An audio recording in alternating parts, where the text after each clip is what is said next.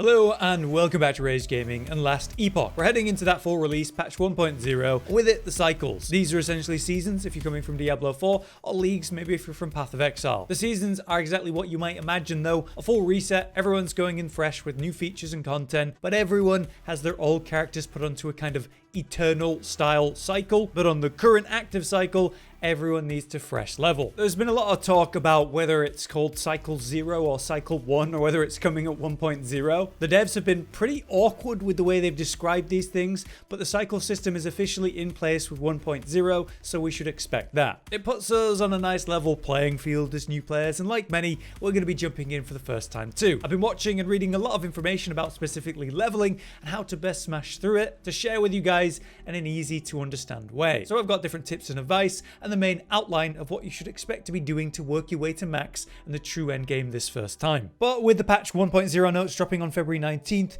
we now know that leveling is going to be slightly different in our new launch version. In short, the campaign is going to be harder, featuring lots of rebalancing, Acts 4, 5, and 6, proper unique enemies in those sections, more dedicated rares, new enemy types, a rebalancing of non-new enemies, and hey, bigger mob density, which is awesome. The general outlook on these changes is that it's good, it's healthy for the game, but it's a clear intention that they want you to finish the campaign before heading into the true monolith system. Naturally, I'll explain that stuff later in the video. It's just something some people would do early to get a bit of XP to be stronger for the campaign. A big part of them seemingly not wanting us to do that so much is that they disabled the bonus XP from monoliths when you're below level 50. So the campaign seems to be that section's way. Alright, updates in mind, let's kick this off with some basic things to know. Firstly, the fact that level cap is level 100, so that's obviously your big picture goal. To level, you'll start by completing the main story. There's actually 9 chapters in total to that story, though you can technically start the monolith at chapter 3. You could do some of the story and reach this point, do some monoliths to level up, then continue the campaign. But, you know, the campaign's purpose beyond the story itself is to introduce you to different concepts, mechanics,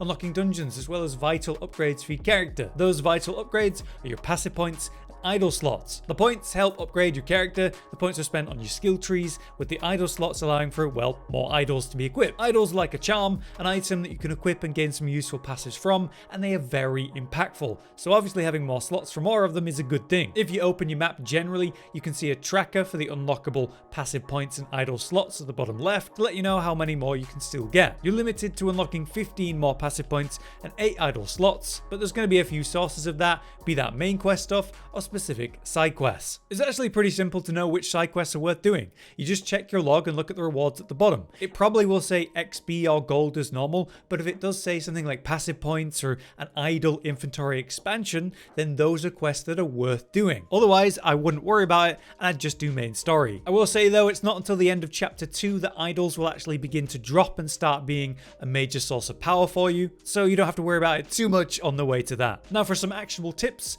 movement speed is going to be king during leveling. It helps you blast through the areas, which is obviously going to be a major part of the campaign as you're moving from pack to pack, clearing dungeons and going through those big regions. You're definitely going to be wanting to increase your damage, sure, but getting to the targets and then beyond to the next objective fast is going to be how you really improve your leveling experience. There's a lot of sources of movement speed that you want to be aware of, but mainly boots and rings are going to be the obvious early sources. Also, the map of each area is designed much like you might see in PoE. You've got numbered areas connected to each other that you have to pass through initially. Within each region, there's going to be a camp or a hub basically that has your standard stuff. There's usually a stash for storage, a waypoint to fast travel around, and different types of NPCs and traders. Our first camp or hub is called the Keeper's Camp. You're definitely going to want to make use of the trader there. We can buy some interesting and useful stuff, like boots that come with movement speed as a passive effect. You might have found some on the way here, but if you buy a pair of boots that offer higher movement speed here, it's worth it. And also definitely pick up some rings. You can have 2 rings equipped at any one time, and silver rings offer you anywhere from 3 to 8% increased movement speed. So with 2 of those, that's a potential 16% permanently going. This is going to also be a good time to check weapons and pick up something with good stats relevant to your class. That's probably going to be, say, melee damage and attack speed, or spell damage and cast speed, depending on what you need. From here though, we simply blast the main story, completing any main or side quests that reward those passive points idle slots when offered. Be aware that in Chapter 2, the hub will actually feature some new NPC options like the Gambler. I definitely wouldn't worry about the Gambler, but if you are looking to respec, maybe you make some mistakes, you can find respec NPCs in towns like the starting hub, and all it costs is a little bit of gold to do, so it's not so bad. Now on the way of the leveling big picture, you might find some uniques. There are specific ones that are going to be handy to have just for pure movement speed. These movement speed related uniques are apparently more common than other uniques, so you're likely to find at least one during the leveling. When you have a unique like that, you can just use it until it's, wasting a slot where you could have something more effective in the true endgame. Whenever you do take it off, make sure you save it. An awesome feature about Last Epoch is how they treat alts.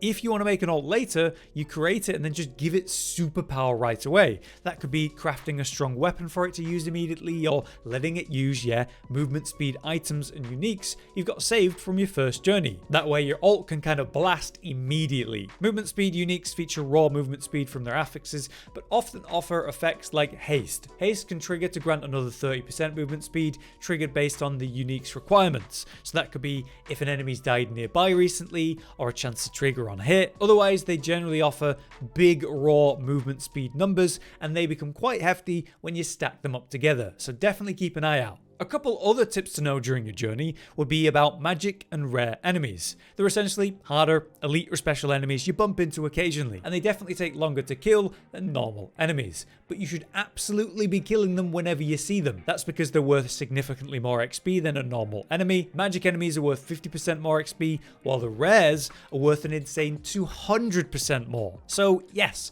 even if they're slower to kill, it is worth it, and that's outside of, potential for relevant item drops. Another thing to be aware of during your leveling is the fact that the game does have shrines, just like PoE or Diablo 4.